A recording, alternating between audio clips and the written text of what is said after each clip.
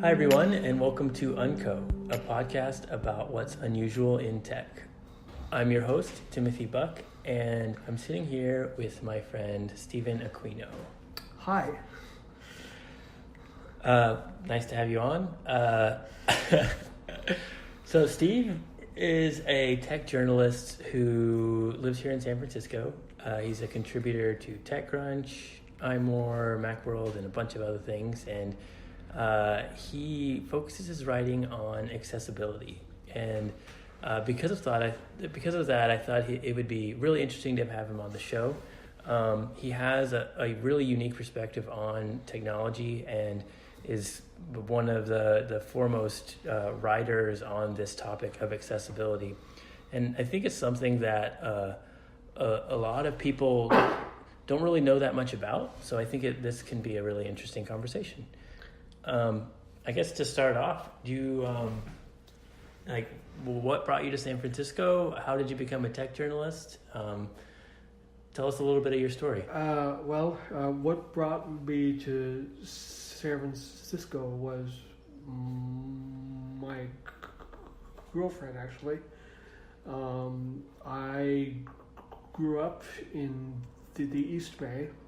So for those of you who don't know the layout around here,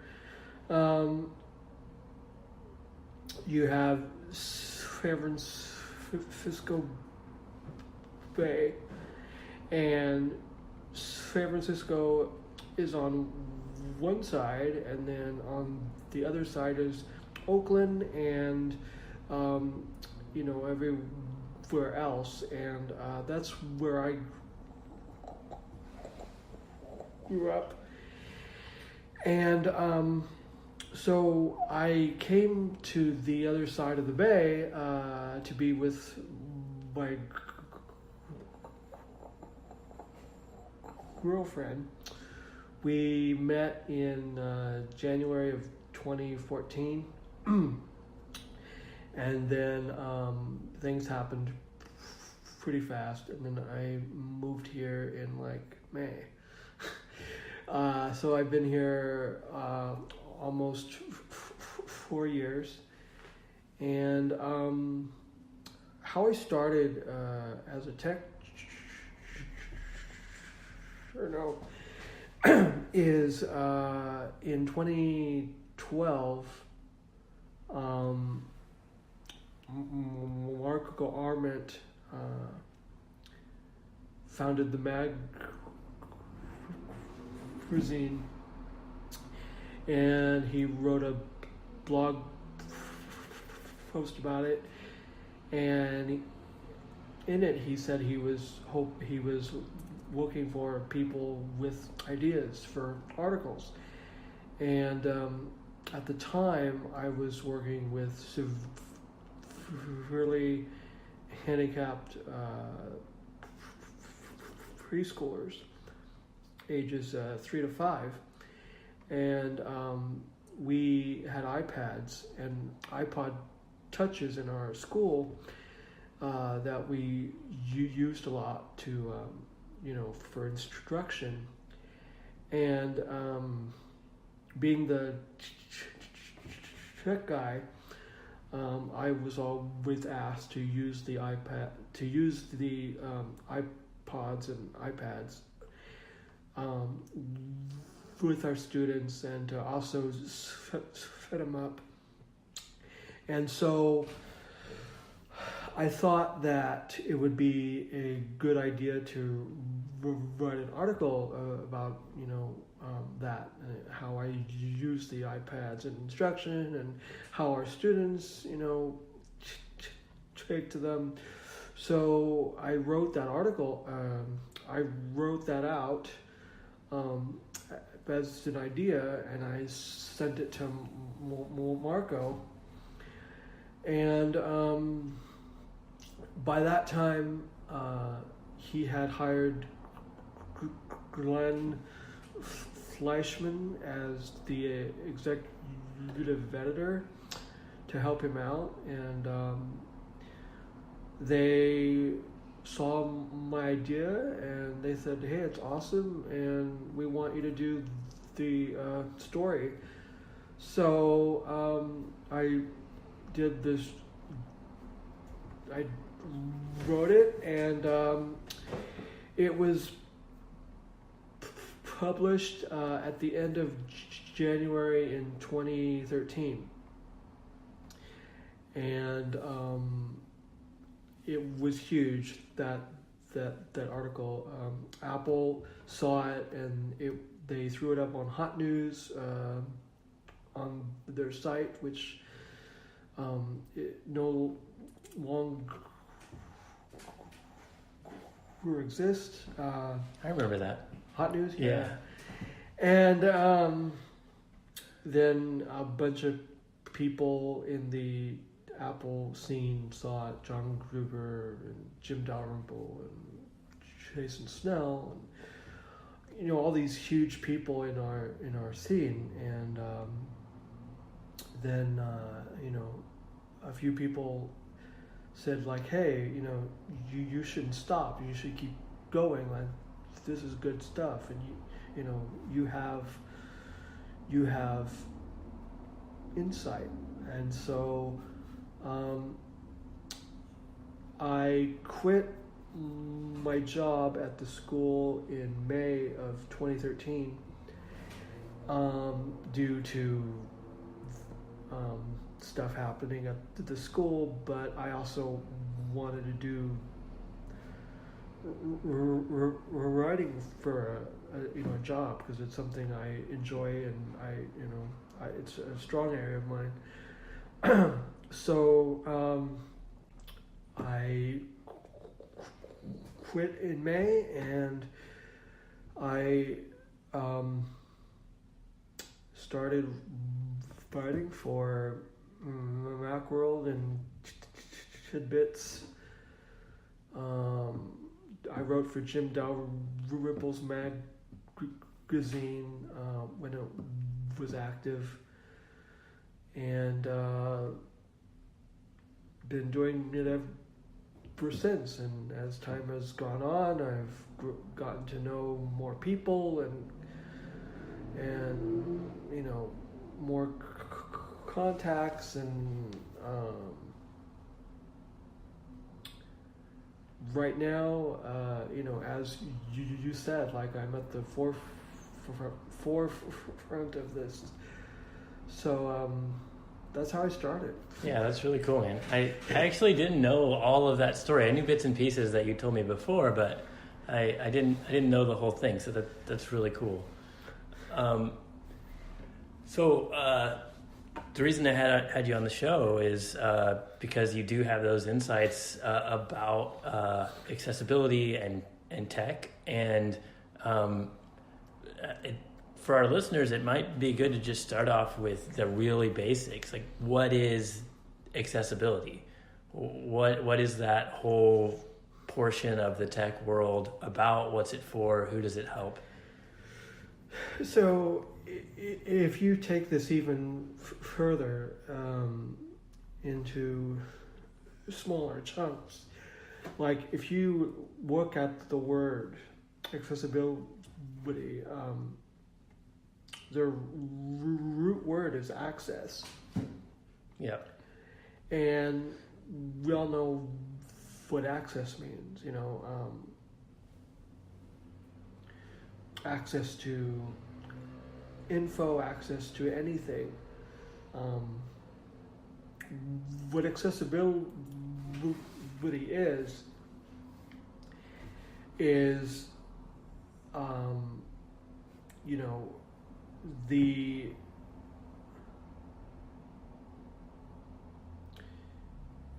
it refers to like how well or how much people access things. So fully abled person who has, let's say,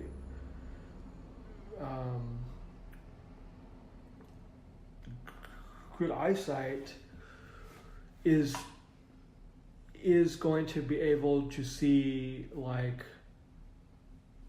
things on a chalkboard, like sitting in a room, far easier than somebody who, like me, who has to sit like 3 inches from it to see. Yeah. So what I'm saying is with accessibility is,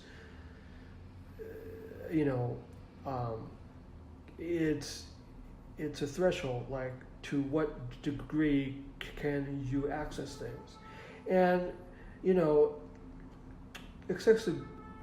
accessibility, like I focus on tech, but accessibility is something that you use in everyday life, like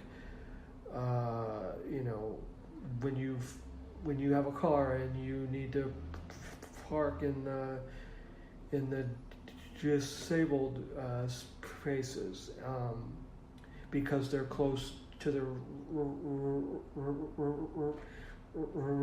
ramps and wherever you're going. That's interesting. I didn't think of it as, I've been focusing on it as something that's specifically tech related because I've been reading your stuff about that, but it's more than just tech. It is definitely like accessibility is something that like is something that affects all of us in like real life. Yeah. So, but with me, like writing about tech, my company that I cover is Apple, and people ask me like, why don't you cover Google, or why don't you cover Amazon, or why don't you cover Microsoft? Like, you don't talk about those people. The reason why I cover Apple is, well, for one thing, I'm a fan of their stuff, and I have an iPhone, I have an iPad, I have an Apple Watch. But the main reason why I follow them is because they are among the tech giants. They are leading the charge at like making tools, making their products accessible to the most wide group of people they can. Yeah. And they put a lot of work into the software that helps people access their iPhones or iPads. And I feel like even in the last few keynotes, or in a lot of keynotes, they reference accessibility even in their big events to an extent that a lot of these other companies don't. Right. I'm not saying that Google or Amazon or Facebook or anybody else doesn't care about accessibility. It's just that the tools that they provide, Apple's is like head and shoulders above. People talk about like Apple's software being bad like that nowadays because High Sphere has bugs and iOS has bugs. Yeah, there's been some really, really big newsworthy bugs recently. And I'm not saying that people shouldn't talk about those things, and I'm not saying that what people are saying is bad or wrong. In fact, the people who are talking about this are smart people, and people I know, and they're right. But I think it's really important to keep in mind that with regards to Apple software, like the accessibility software in there is not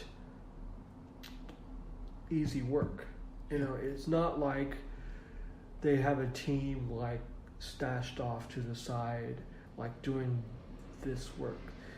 Apple has a pretty big team working on accessibility and testing the software and coming up with new ideas, and it's cross-functional throughout Apple. Yeah. And that software is really well done. It is truly well done. So for the people who complain that Apple can't do software anymore, Apple just, doesn't care, or that they're too big, I would say, you got to look at the accessibility of it, because, as I say, like, this work that they do is life-changing to many people. Yeah. So I'm not saying that High Sierra doesn't have bugs. I'm not saying that maybe in the overall sense, like their QA has slipped a bit, but they still have the capacity to make good software, because the accessibility software is like top notch. That's really interesting. So can you give some examples of what this accessibility software is? I know probably the average person out there hasn't even gone into the accessibility settings on their phone. What type of settings are there? Does this apply just to like iOS devices? Is it Macs? Do Android devices have it? Like, what are the...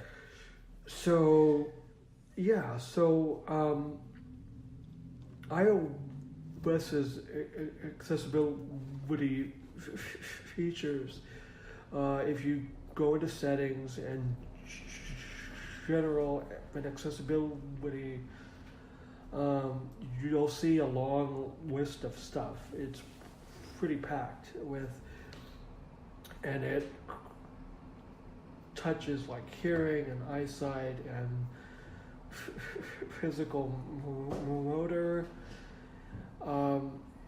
and it's a lot of stuff. So like stuff like voiceover, switch control for like people who can't use their arms to touch a button or anything. They can like use what's called a switch, which is basically a giant button that you can just tap with your head, or like just with a faint like little touch that can be tied to your phone. So like you could control like the brightness on your phone, or you could search the internet on your phone with the switch. Yeah. And these features are built for people with special needs, but they do have relevance to your average user.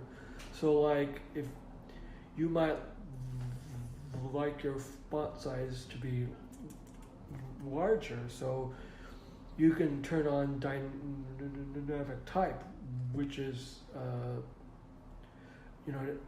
accessibility feature, and your font sizes across the system will be bigger.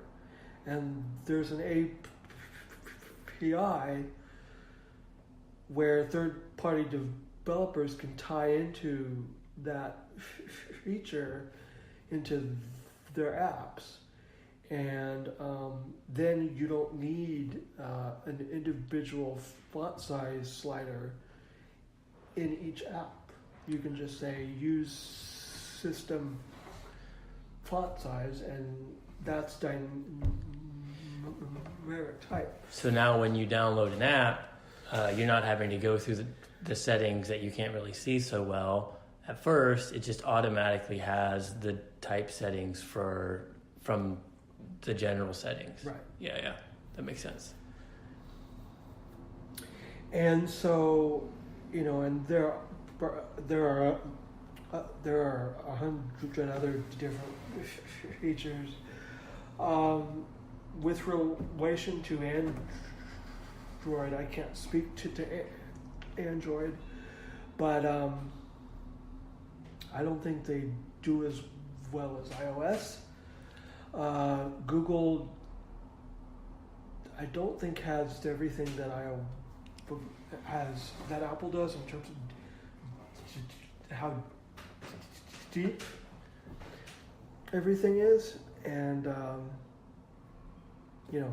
that's why I say I focus on Apple. Yeah, that makes sense. They're the ones that are at the top of the heap. That makes sense. That makes a lot of sense.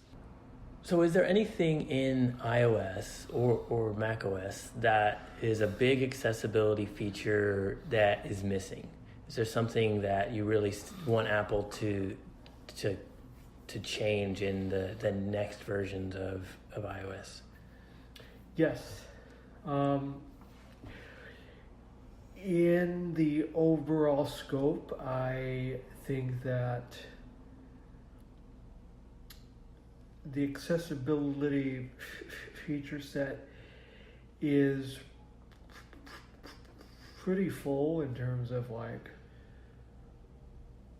what is being accounted for. But one area where I think could really be improved is on the Mac. It really needs dynamic type. I use the Mac at home. I'm primarily on iOS, but I do use the Mac from time to time because I like the comfort of a desktop OS. Like, I'm at the age where I grew up on Windows, and I'm comfortable with that whole paradigm. But when I do use the Mac,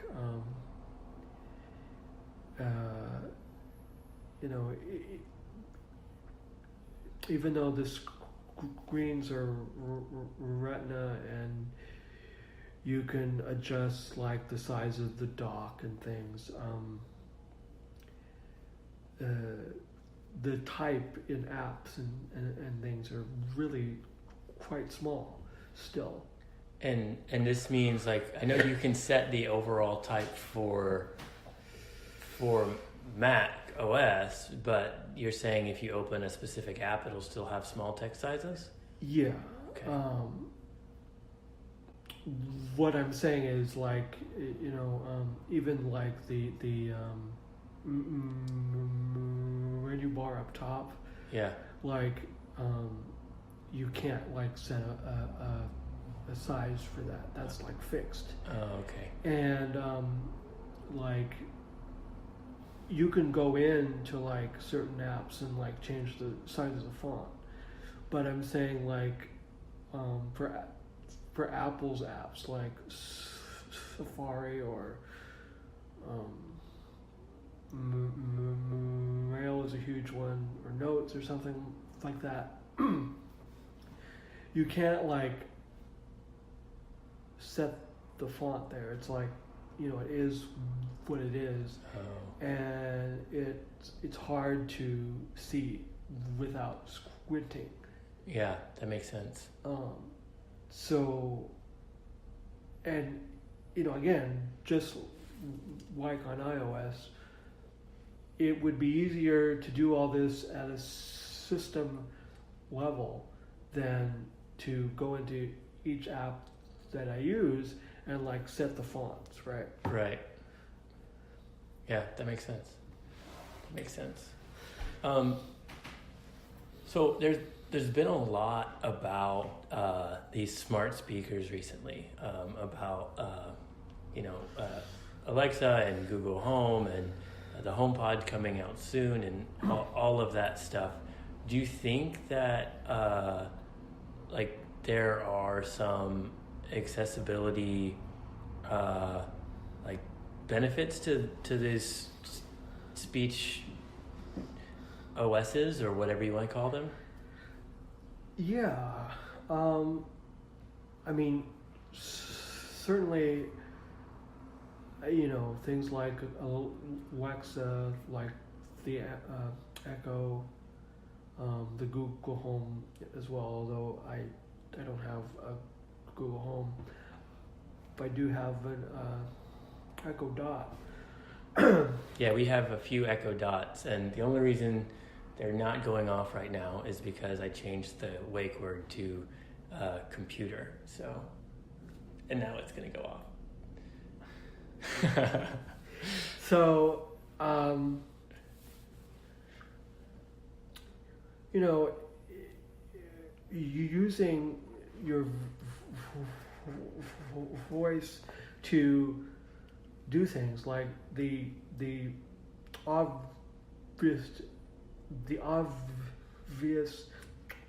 example, is like HomeKit, right?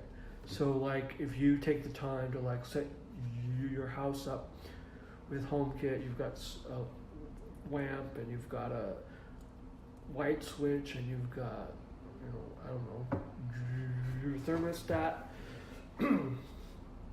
So if you are somebody who has limited fine motor skills and like, or you don't have it, or you don't have any, like you can't flip a switch or even hit a button to like turn on a light or something, saying stuff like, you know, hey Siri, turn on the light is helpful, right? Yeah. And it's great. Like you just talk to your house, so to speak, and it'll like do stuff, right? Yeah. And that's why people in the industry are excited about it. Obviously, like talk to your house, talk to your speaker, like things happen like that. Yep. But the flip side to that is, and it's something that people in the industry don't seem to talk about a whole lot, which is frustrating, is if you're someone like me who stutters,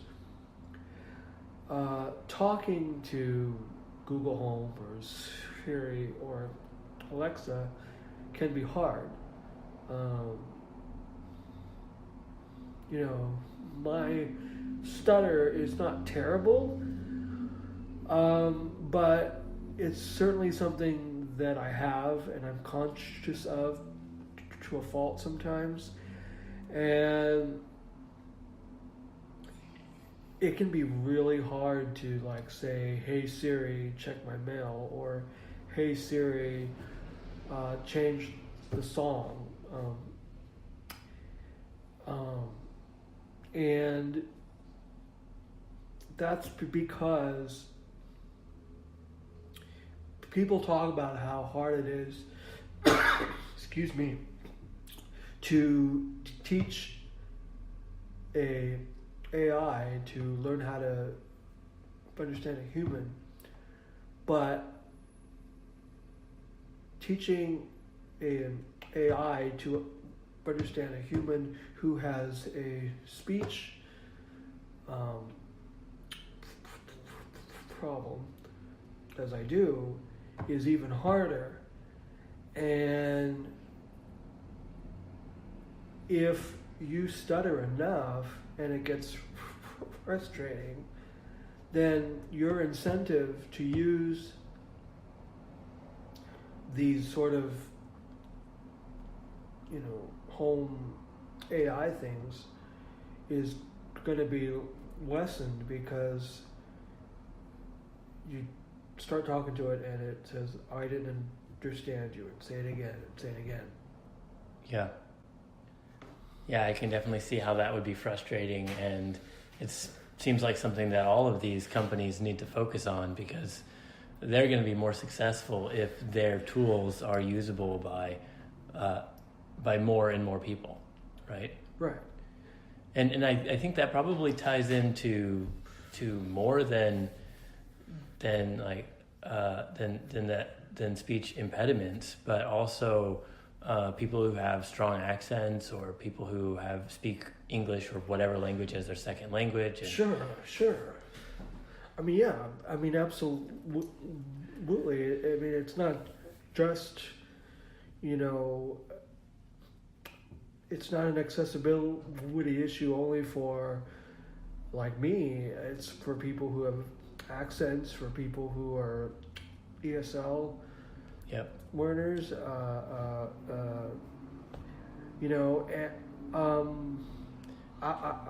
I don't know, like, who, like, say, Apple has on their team for AI and Siri.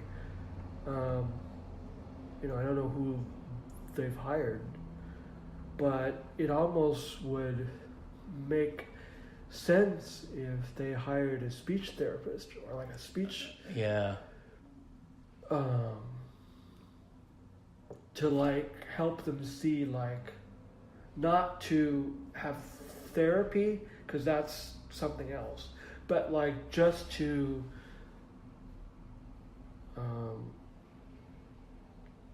like, have that insight about, like, how people talk. Yeah. Bring that point of view to the table when they're making decisions about how the product's going to work, or how they're going to prioritize things. Right.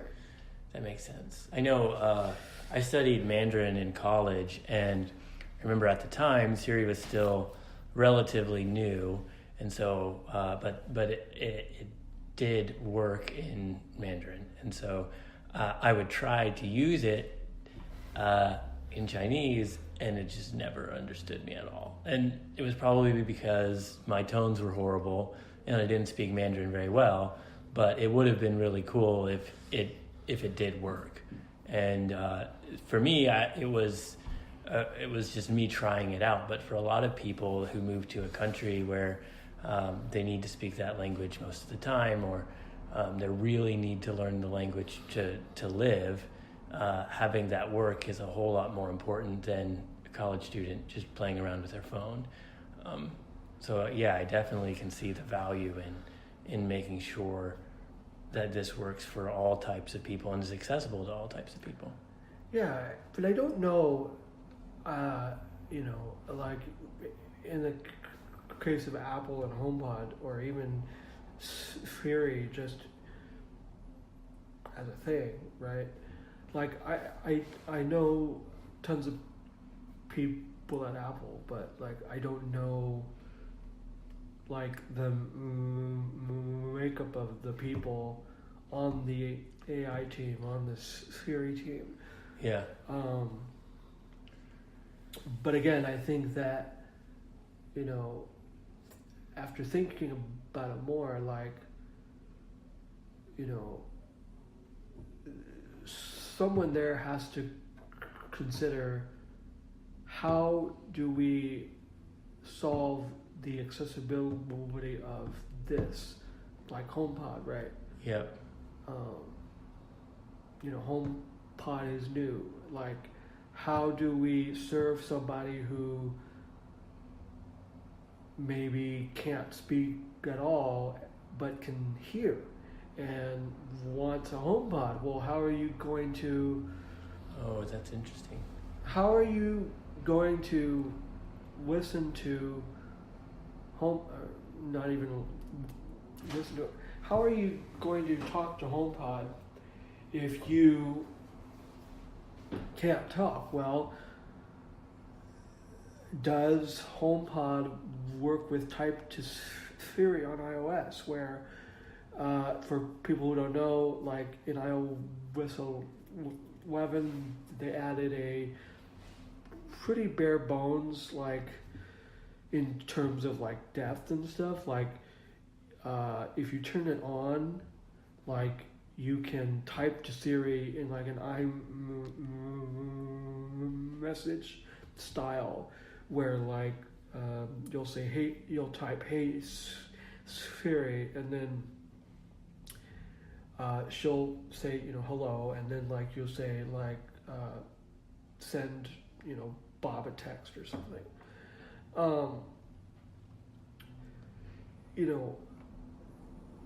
Does HomePod work in that context? Because, again, for someone who stutters, it would be a lot easier for me to say like play Taylor Swift through HomePod by texting it than saying it. Right? Yeah, that makes a lot of sense.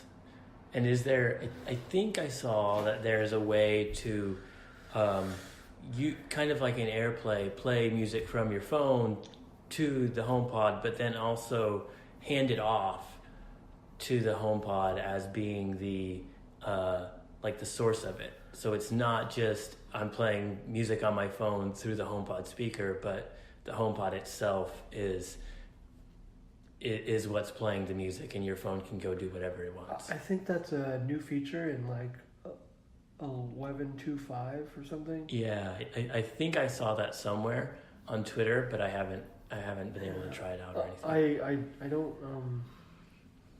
don't have any speakers at home or anything. Like when I listen to stuff at home, like it's through the phone, like I'll have it on the table. Yeah. And I'm doing something, and it's fine. But but anyhow, like again, like HomePod, for all the talk about Google Home and the Echo and now HomePod, like people are like focused on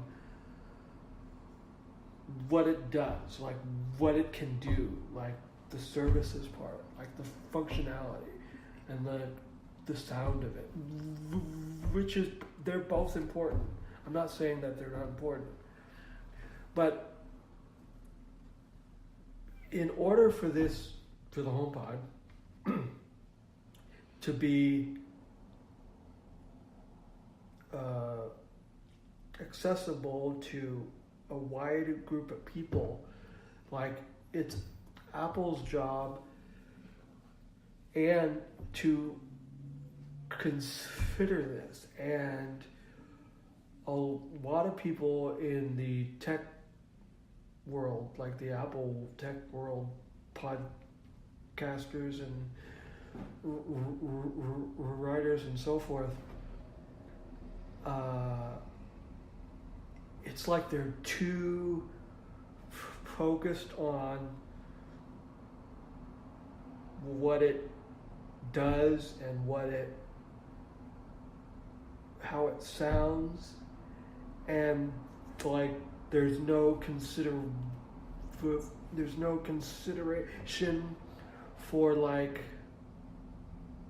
different uses, like, you know, and I'm not saying that they're doing it out of spite, but this is really important. Like, how is HomePod going to be any good for me if I try to talk to it and Siri just like doesn't work because it can't understand me? Like, there's no, you know, at that point I should just send it back, right? Right. Yeah. I think it's probably one of those things where if a person doesn't feel the pain of it because they like don't personally even know that accessibility is a thing for phones, then they just kind of ignore it, right? That's not even part of the consideration. And even for people who do, who are writing about this or speaking about it, I feel like oftentimes it's kind of like the last thing that's thought about or talked about. But like you're saying, this type of thing has really life-changing impact on people, if in ways that I may not even understand. Like if the HomePod or Echo or whatever works really well for people who can't speak or who have other accessibility needs, it could dramatically improve their lives in ways that I don't even fully understand. So you're right. This is really important, and it's something that we, you know, as the tech world and as people who think and talk and write and tweet a lot about tech, need to make sure we're remembering and we're bringing back into the conversation every time, because these companies, if we're not talking about it, they're probably not going to prioritize it as high. But if the tech world is constantly talking about, oh, the HomePod is not accessible enough, or the Echo isn't accessible, or the newest Android update doesn't have any accessibility features or whatever, then why are these companies going to put like the money and the effort and stuff into it? They're not going to do it unless either somebody inside really cares about it and puts a bunch of political power behind it, or we on the outside pressure them into it. It. Right, and like how I see things, because I'm directly affected by it, it's not a black and white choice necessarily. Yeah. But for me, I would much rather the conversation be less about Siri Kit in the case of HomePod, like what it can do, like call a lift and that sort of thing, and more about like, does this, not at a technical level, but in terms of UX, does this HomePod, you know, again, does it integrate with Type to Siri? Does it integrate with the iPhone hearing aids? Does it, you know, because that is more life-changing in terms of successfulness and appeal than what it can actually do. I don't know if that makes any sense. Yeah, I think it does, because if no matter what it can do, if it's not accessible to wide groups of people, then it doesn't matter what its features are, right? Right. However limited its features are, if it is accessible, it's better than something that has tons and tons and tons of features but is completely inaccessible. Yes, exactly. So yeah, that was the last question I had. I think it gives a good introduction to a lot of people about what accessibility is and how important it is for all of the technology that's coming out. And it's one of those things that you can talk about for each new product that comes out. It has some sort of accessibility question that you can ask and make sure that it's a thing that we have to continue thinking about and talking about if we want huge portions of tech users to even be able to get any value out of these products. Yeah, and I think especially with HomePod,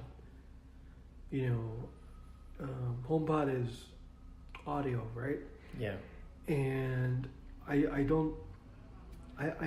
think there are unique accessibility issues with audio and an interface that is controlled by your voice that I don't think, well, it's not that I don't think, I know that like the tech press at large and like podcasters and armchair analysts, like they haven't considered this because, again, I haven't seen any of the conversation about it. Yeah. And it's a hard thing to talk about if you don't understand it. But again, it's super important. And if it does these things well for the people who need them, then that's going to be a big driver for its overall success. Yeah, I agree. Well, thank you for coming on the show. Where can people find you on the internet? Thank you for having me. It was fun. You can find me online on Twitter at Steven_Aquino. And I do write online at my personal site at stevensblog.co. And that's where you'll find me blogging and also links to my stuff elsewhere on iMore and TechCrunch, etc. And feel free to say hello. Yeah. And you guys can follow Unco on Twitter at _UncoFM. You can go to the website at unco.fm. And you can subscribe to this podcast on Apple Podcasts or Overcast or wherever else you get your podcasts. You can also stay up to date with my writing over at timothybuck.me or by following me on Twitter at timothybucksf. Thank you all so much for listening, and thanks again, Stephen, for coming on the show. Anytime.